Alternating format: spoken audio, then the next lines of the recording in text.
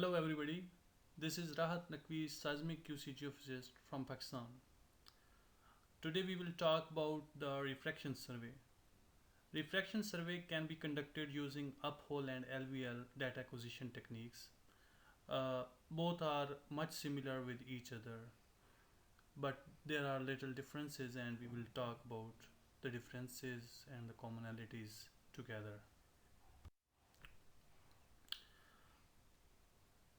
In this video, we will discuss about the general description of refraction surveying, field operations or field executions, and interpretation of refraction data. Uh, Uphole or LVL surveying is basically a geophysical technique which is carried out for the acquisition of refraction data. When we talk about the objective of seismic refraction surveying, then I must say that seismic refraction surveying is conducted to determine the thickness and velocity of transmission of sound waves within the subsurface layer, generally speaking, weathering layer. What is weathering layer? From surface to the top of the first consolidated layer of rock is basically a weathering layer. The velocities found within the weathered layers are extremely variable,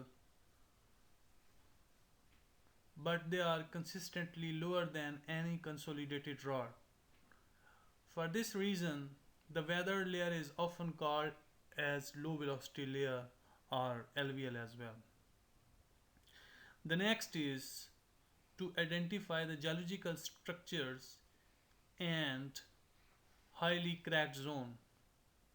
For structural engineering purposes, let's say for building constructions, it contributes in fact to assess the liquefaction and landslides of the layers near the surface so that our buildings should be earthquake proof or such kind of purposes. The next is it also determines the boundary between the rocks of different geological compositions, and it draws the geological boundary related to aquifers as well, especially to determine the water table. Uh, it may also help to evaluate the sand and gravel deposits near to the subsurface. So these are the general objectives of the Uphole and LVL survey operations. When we talk about the procedure, rather prior to procedure, we should discuss something about the weather layer, uh, which is the prime objective of the refraction surveying to carry out.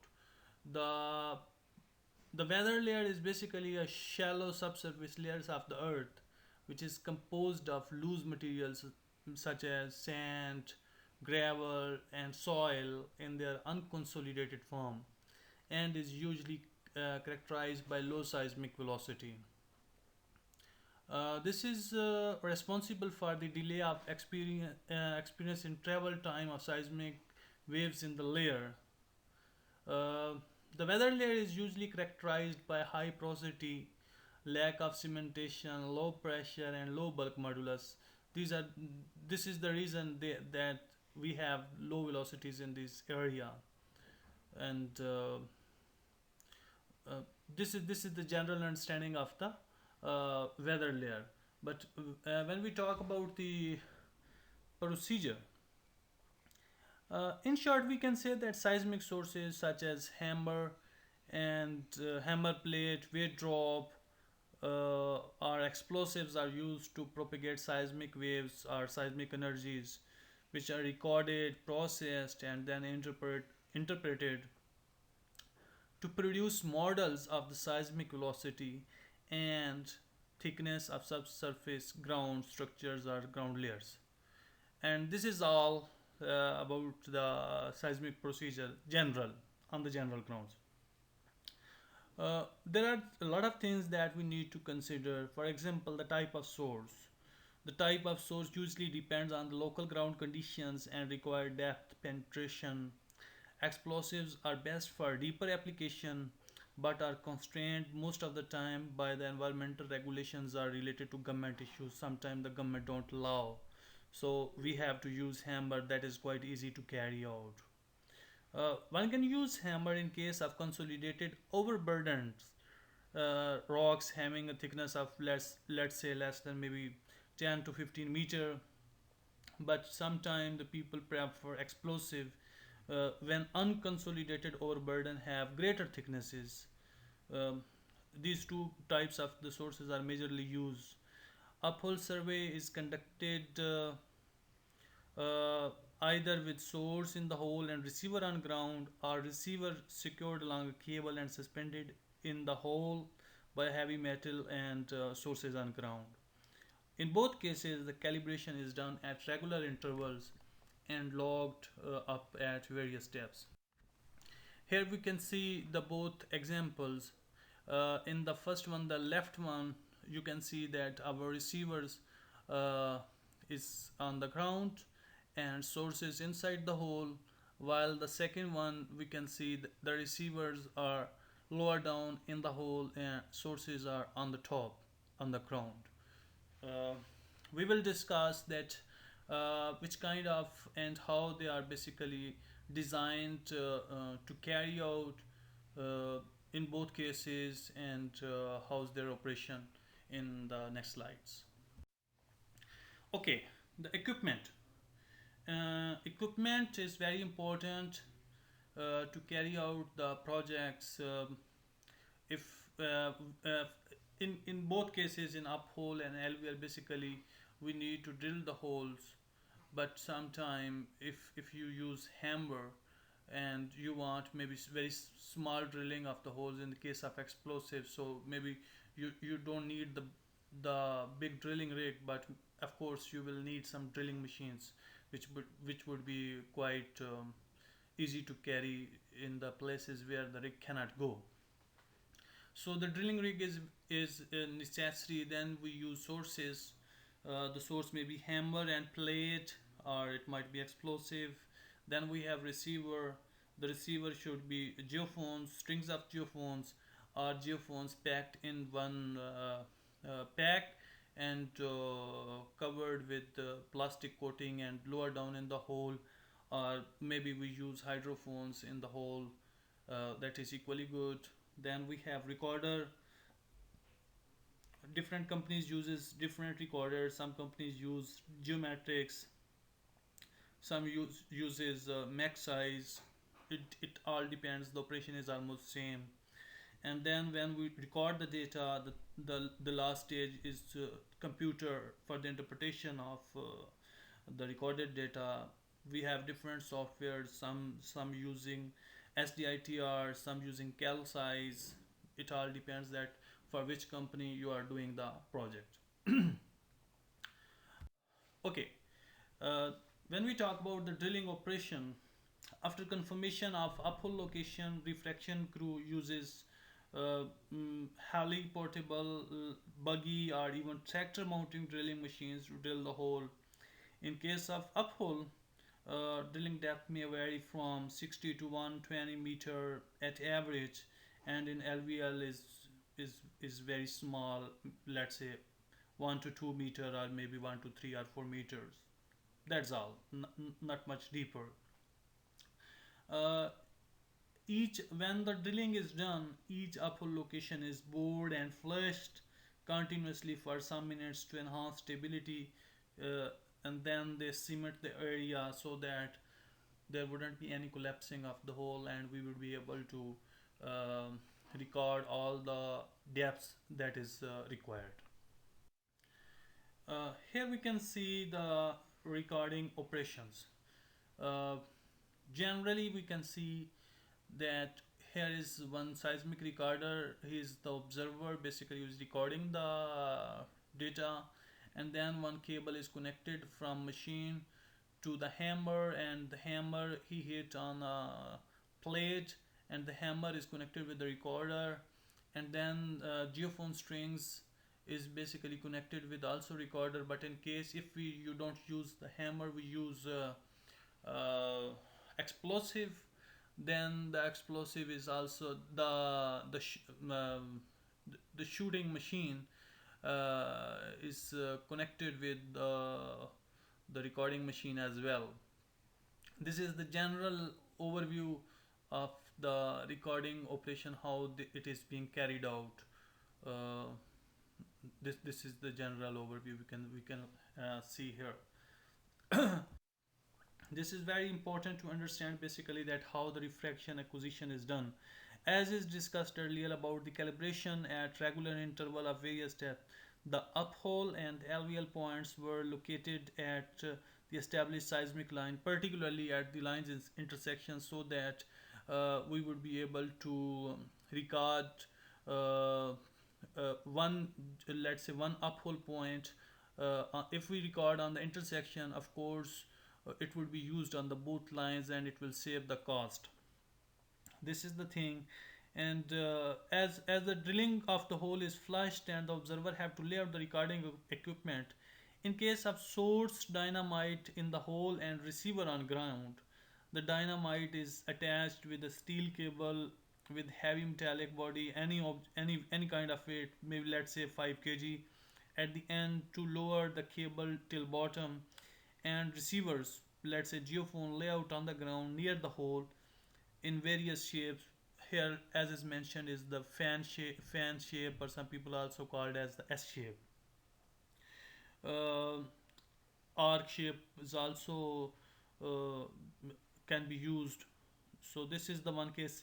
While in the second case, in case of receiver in the hole and source, in let's say hammer on the ground, hammer and plates are used mostly.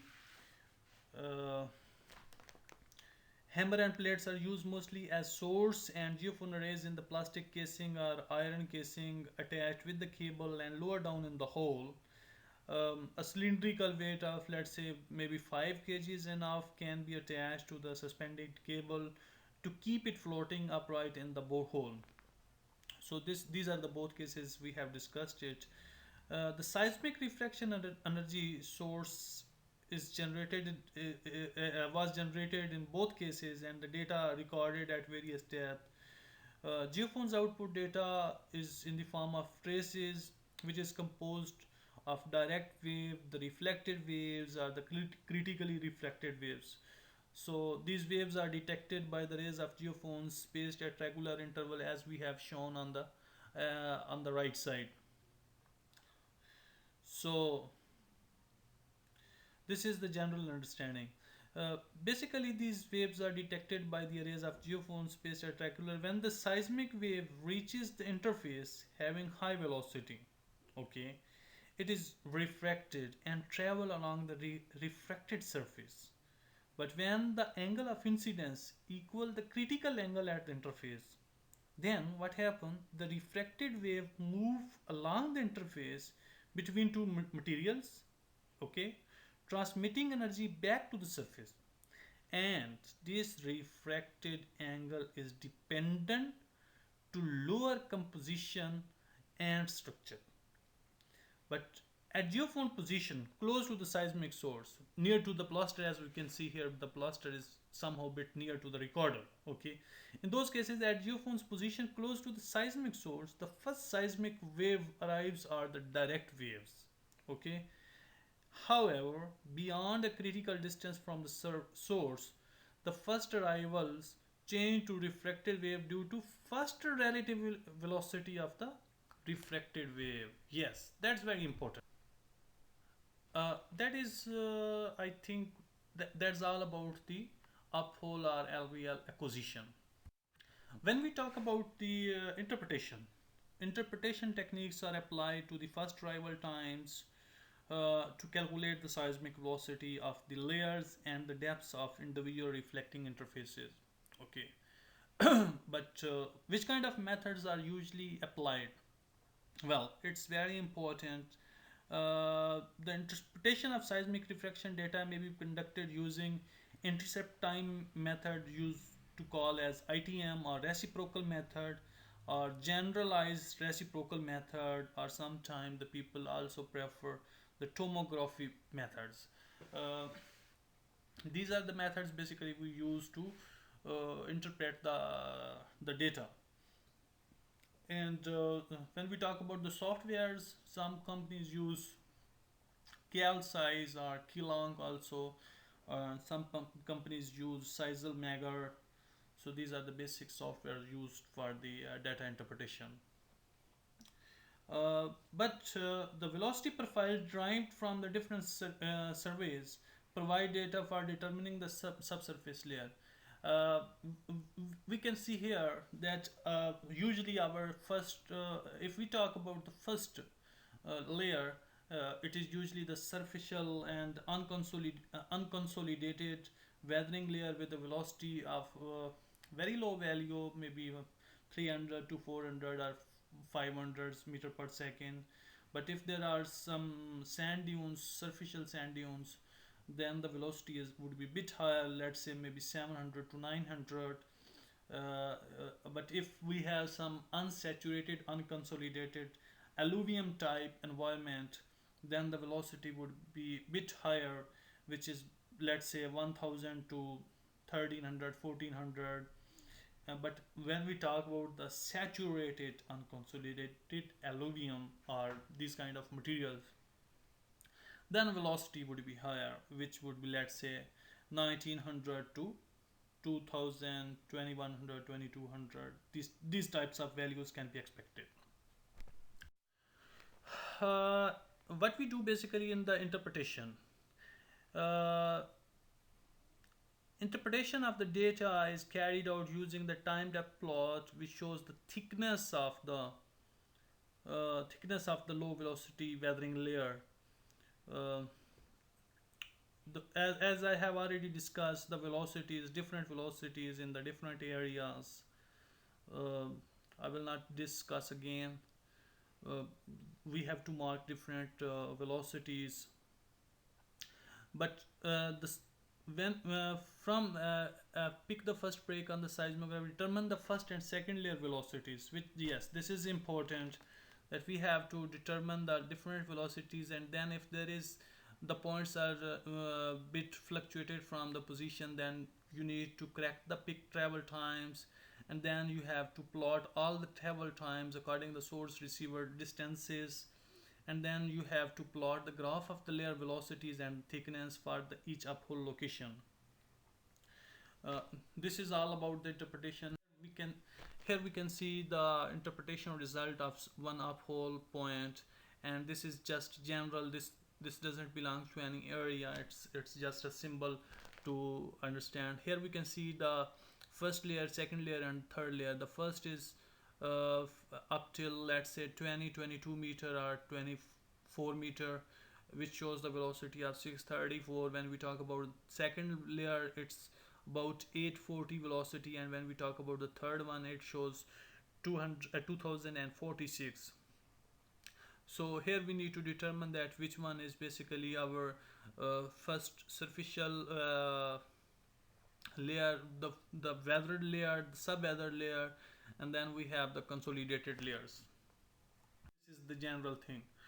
uh, Here we can see that basically when we drill the hole, during drilling, the samples from the formations are collected for each depth, depending maybe 3 4 5 meter depth intervals. And then the lithologies of the depth is logged with the clear mark that either it was clay, sandstone, or shale, or whatever. Okay, whatever you just see, you can just write down, and it would be part of your interpretation result.